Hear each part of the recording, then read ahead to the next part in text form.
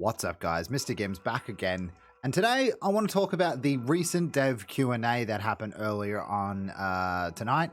And I was streaming over on Twitch at the time. I'm new to Twitch. It was my first stream, and guys, we got over 150 followers on our first day. And firstly, I just want to say thank you so much for everyone who turned out.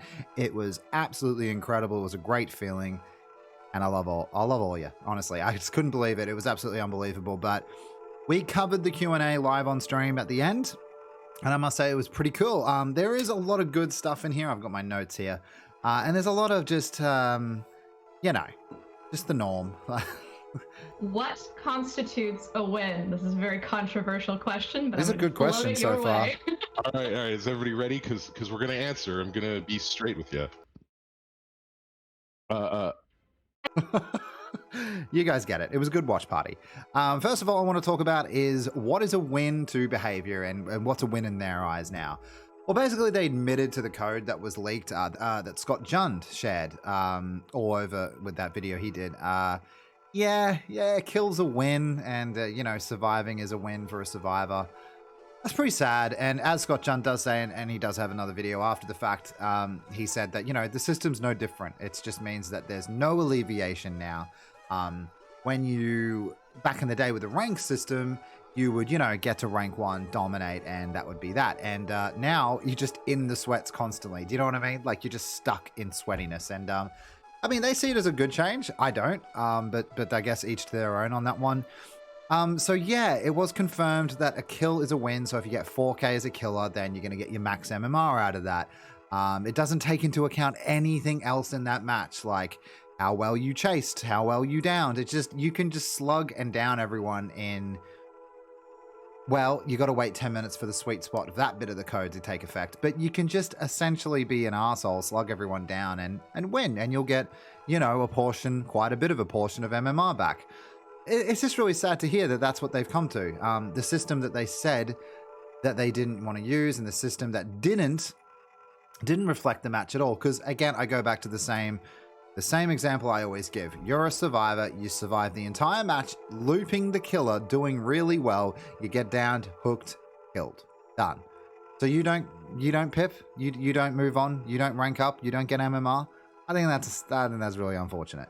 Anyway, guys, I don't really like the system. I don't know why they like the system, and they think that MMR overall is good for the game balance. And that might be the case, but this is definitely not the way I would have measured a win and a loss. I think there's a lot of other attributes to that. They did, however, announce that the hatch now awards 0 points. We have no idea when this was instilled into the game.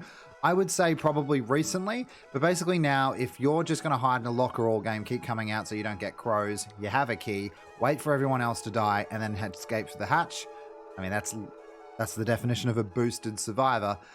You can't do that anymore. The hatch is going to award 0 points, and I kind of like that. I think that's a really good change. That's going to make the people that, you know, want to play like that, because I don't think it's very common, to be fair, but it's annoying. And you won't get any MMR boost on that. So that's kind of cool. The hatch doesn't award a win. I think that's really cool. I think that's a really good decision. I hope, I mean, I didn't get to, I wasn't, because I was, you know, I was streaming at the same time. I hope this doesn't go for the last person left. I hope the hatch counts for them, because, like, you know, they might have just got it by a fluke, and that's cool. Like, I really like that aspect of the game, that, oh shit, he got to the, you know, he killed everyone and I'm the only one left, sort of thing. So hopefully that's not the thing. I might have missed something there. Yeah, also they covered Boone Totems, or changes from the PTB, but let's face it, Boons are probably the most important fact in that change.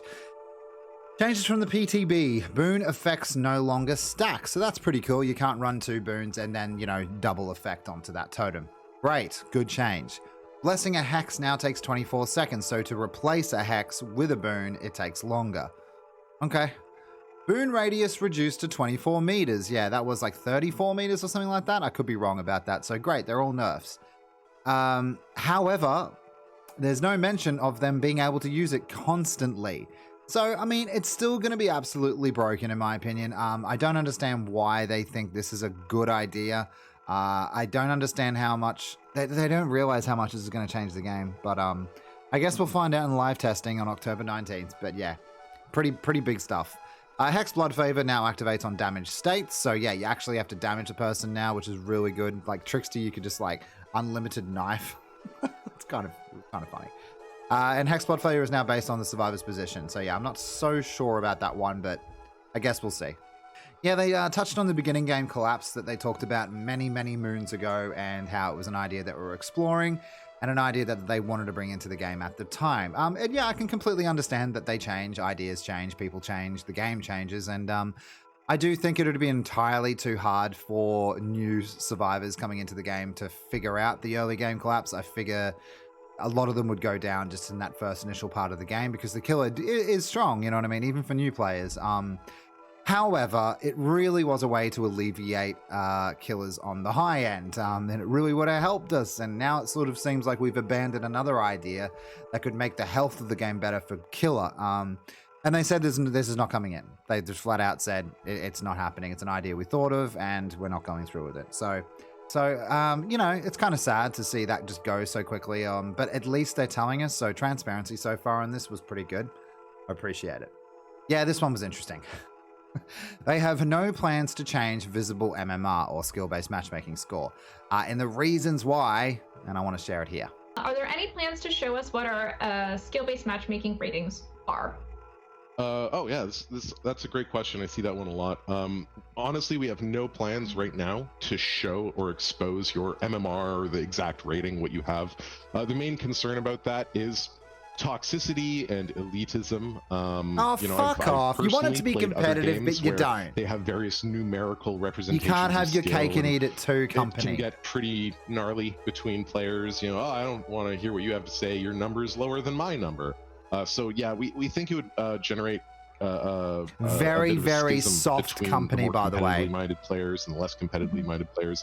That said, we are also in the early stages of looking at ways to cater to both of these groups: the competitive who want to see the number, the non-competitive who don't. To me, that's pretty shitty. I mean, I'm not going to be. I'm going to be honest here. A toxic, using a score to be toxic or elitism.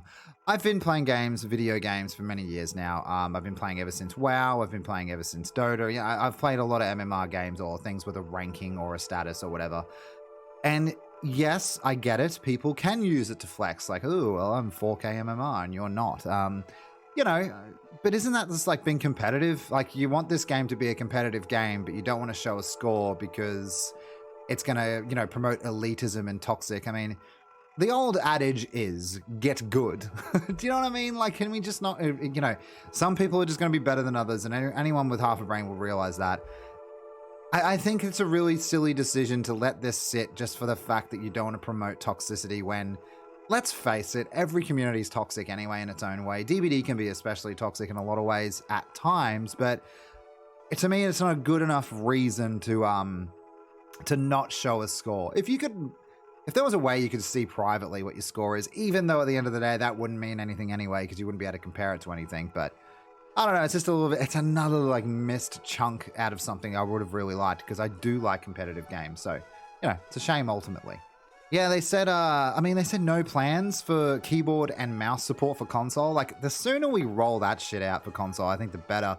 And I'm not saying the control pads are shit or, you know, PC's better. I'm just saying that I think console now in 2021 should be able to have a choice of what they want to use. And the fact that they have to continue to use a control pad because it's the only option to them, I think it's kind of shit. I wish this was changed. I wish there was looked more into, rather than soon TM. Just options are great, guys. And yeah, as always, the odd back padding here or there, and there was a lot of puns and, you know, cringy jokes. But, you know, that's behavior for you. They're having fun. So cool. Overall, it was a better Q&A, I would say, than some of them we've seen. I'd probably lessen on some certain things, but, you know, it's not my business or whatever, so I don't really care. But yeah, some of it was extremely, I'd say, cringe. But I guess that's their humor, so whatever. I'm not going to judge them for it, but yeah, some of the decisions didn't make a lot of sense to me this time, but I will say, transparency-wise and admitting to things, I think they've done a lot better this time. And yeah, I'm actually looking forward. They said they're coming back as well, like Q&As are coming back, so we're going to see another one sooner rather than later, which is kind of cool. I think staying in the loop of the community is your biggest issue at the moment, behavior, and I think continuing to be transparent in the best way that you can be will be better in general for the community health. And I think we desperately need you guys to do that right now, because this game actually is in a really bad place, if I'm being honest.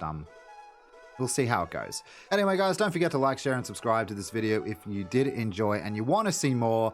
Also, head on over to my Twitch, guys. I stream over there Monday to Friday, 4 p.m. BST to 8 p.m. BST, usually. Monday to Friday, as I said, and yeah, that's where we're going to stream now. We're on YouTube for content, and it's going to continue happening. However, Twitch is still a thing. I love Twitch. Sad I didn't start any sooner. But anyway, guys, thanks so much for watching. Love you all, and I'll see you guys in the stream tomorrow. Have a good one.